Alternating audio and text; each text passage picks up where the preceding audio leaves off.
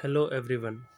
यहाँ पे हम आज 11वीं क्लास का एक टॉपिक करने जा रहे हैं जिसका नाम है BRS बैंक रिकन्सिलिएशन स्टेटमेंट। यहाँ पे हम ये समझेंगे कि बैंक रिकन्सिलिएशन स्टेटमेंट में दो बुकें यहाँ पे बनाई जाती हैं, जिसमें से एक होती है कैश बुक और एक पासबुक। जब कोई एक बिजनेसमैन ट्रेडिंग करता है तो उस टाइम पे दो बुक्स मेंटेन करता है। एक बनाता है कैश बुक, एक बनाता है पासबुक। बेसिकली जो पासबुक होती है वो बैंक की तरफ से इशू होती है और जो कैश बुक होती है वो हम अपने पास रिकॉर्ड रखते हैं। जब स्टार्टिंग में हम देखते हैं कि कैश ट्रांजैक्शन जो भी हुई है या फिर जितनी भी ट्रांजैक्शन हमारे बिजनेस के अंदर हुई है उसको हम कैश बुक में रिकॉर्ड रखते हैं और पासबुक में भी उसकी एंट्री होती है। अगर हम उसे बैंक में डिपॉजिट कराएंगे या विड्रॉ करेंगे या बैंक से किसी भी तरह की ट्रांजैक्शन करेंगे तो उस टाइम पे उस पर कैश बुक पे भी और पासबुक पे भी इम्पैक्ट पड़ता है। फॉर एग्ज़ाम्पल हम मान के चलते हैं किसी बिजनेसमैन ने अपने अकाउंट में 500 डिपॉजिट कराए।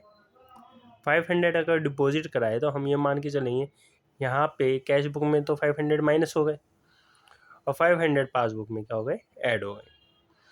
तो यहाँ से हमें दो चीज़ें क्लियर हो गई तो कि एक अमाउंट का इम्पैक्ट दोनों पे पड़ेगा, कैश बुक और पासबुक में। अब यहाँ पे हमें देखना है कई बार क्या होता है जब एक बिजनेसमैन है at the end of month, at the end of year, वो एक बार मैच करता है कैश बुक को पासबुक को।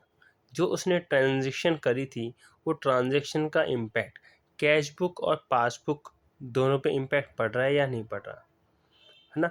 मान लेते हैं उसने कैश बुक की बात करें तो कैश बुक में हमने क्या कहा, हमने कैश बुक में ये कहा कि मान लेते हैं हमारे पास 500 रुपीज़ आए कहीं से, ठीक है, तो बाहर से आए हमारे पास, तो हम क्या करेंगे यहाँ पे हम अपने कैश बुक में भी क्या कर देंगे, प्लस कर देंगे और पासबुक में भी प्लस कर देंगे। कहने का मतलब ये हमारा कैश बैलेंस बढ़ गया। तो कैश बैलेंस बढ़ गया तो हमने कैश बुक में ऐड कर दिया और बैंक में भी जो पासबुक है उसमें 500 ऐड हो गया होगा। कई बार क्या होता है मिसमैच होता है, किस वजह से कुछ ट्रांजैक्शन हमने रिकॉर्ड करी थी बट बैंक वालों ने नहीं करी, बैंक वालों ने कुछ ट्रांजैक्शन रिकॉर्ड करी बट जिसका हमें नहीं पता। तो इस तरह की ट्रांजैक्शन को हमें यहाँ पे क्लियर करना पड़ता है। तो इसी से रिगार्डिंग हम यहाँ पे BRS बनाते हैं, बैंक रिकन्सिलिएशन स्टेटमेंट, जहाँ से हमें क्लियर कट ये पता चलता है कि कौन कौन सी टर्म्स हैं जो हमने छोड़ दी थी या कौन कौन सी टर्म्स थी जो बैंक वालों ने छोड़ दी थी, वो सारी इसमें क्या करेंगे, क्लियर करेंगे। तब अब हमारे पास जो 11वीं क्लास में जो क्वेश्चंस आते हैं BRS से रिलेटेड वो आते हैं। पहले इसके 4 केस हैं जिसमें से पहला केस हम कर रहे हैं अभी।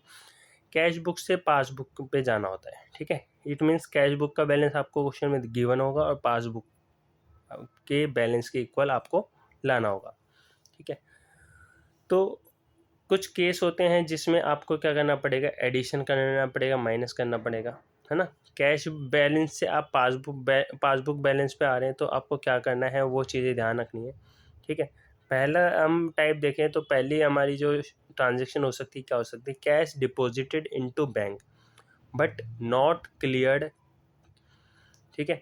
कैश हमने बैंक में तो डिपॉजिट कर दिया बट वो क्लियर नहीं हुआ, ठीक है। क्लियर मतलब फॉर एग्जांपल हम मान लेते हैं 31 हम मान के चल रहे हैं मार्च, 31 मार्च तक वो क्लियर नहीं हुआ, उसके बाद हुआ तो हमें तो क्या ही मतलब है, हमारे अकाउंट में तो नहीं हुआ आया ना वो पैसा, है ना, हमारे अकाउंट में पैसे नहीं आया।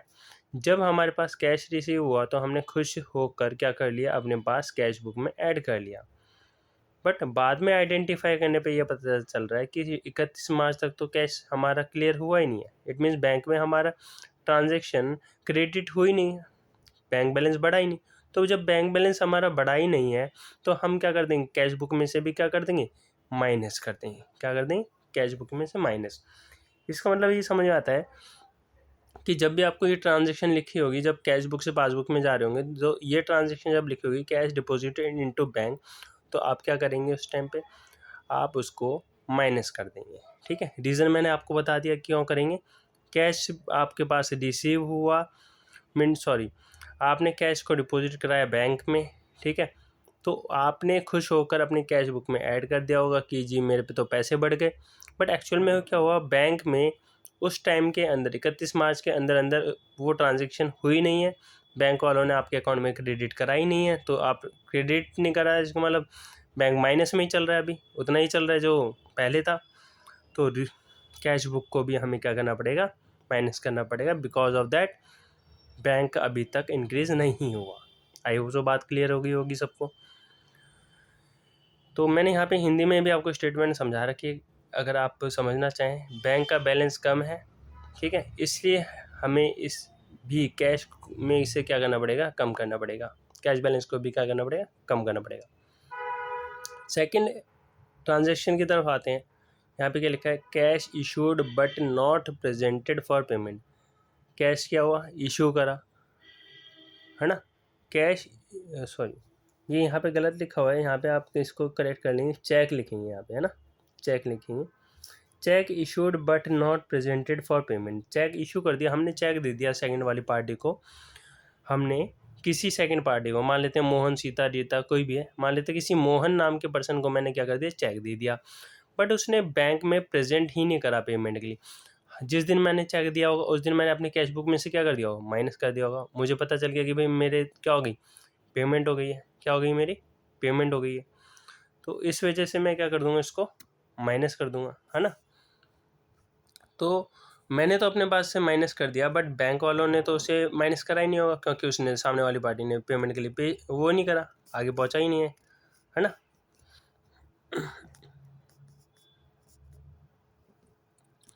तो आगे वाली पार्टी ने क्या करा है, उसको पहुंचाया ही नहीं है, तो हम क्या कर देंगे, उसको प्लस कर देंगे, क्योंकि एक्चुअल में हमारा कैश कम थोड़ी ना हुआ है, क्योंकि बैंक वालों आगे उसने प्रेजेंट हुआ ही नहीं, वो चेक पेमेंट के लिए नहीं पहुंचा, तो बैंक हमारा डिक्रीज हुआ ही नहीं होगा, तो हमें क्या करना पड़ेगा, कैश को भी इक्वल बनाना पड़ेगा। क्लियर। यहाँ से आपको एक बात समझ में आ रही होगी कि कैश में प्लस या माइनस, कैश बैलेंस में प्लस या माइनस करके हम बैंक बैलेंस के इक्वल लाना चाह रहे हैं इसको। कहानी ये है, आपको ये बात समझनी पड़ेगी कि कैश बैलेंस को क्या कर रहे हैं, प्लस माइनस करके बैंक बैलेंस के इक्वल हम ला रहे हैं।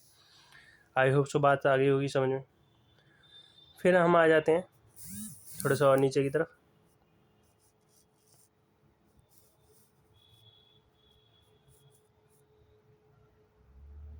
चलिए,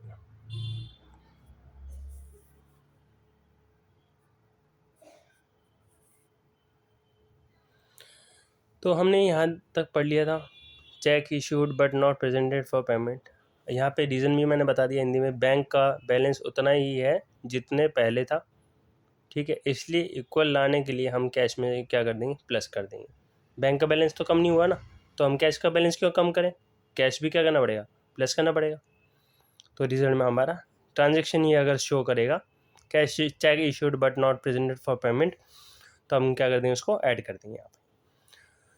नेक्स्ट आ जाता है check directly submitted into bank, मतलब किसी ने हमारे बैंक अकाउंट में क्या कर दिया, डायरेक्टली चेक सबमिट करा दिया हमारे बैंक अकाउंट के नाम का, तो डायरेक्टली बैंक अकाउंट में हमारे अमाउंट सबमिट करा दिया है, चेक सबमिट करा दिया, तो हुआ क्या है, अकाउंट बैलेंस बढ़ गया, बैंक बैलेंस बढ़ गया होगा, बट हमें पता ही नहीं होगा, हम क्या चल रहे हैं, माइनस में चल रहे हैं, है ना।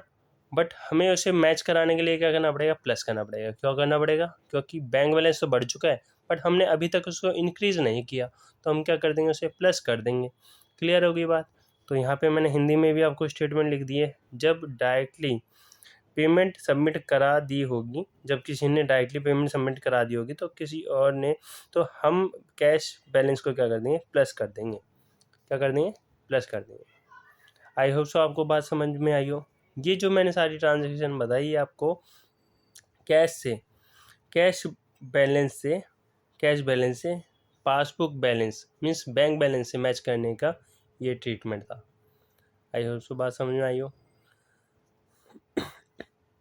नेक्स्ट वीडियो में आपके लिए लेके आऊँगा जहाँ पे हम पासबुक बैलेंस से कैश बुक में कन्वर्ट करेंगे। Thank you, good bye.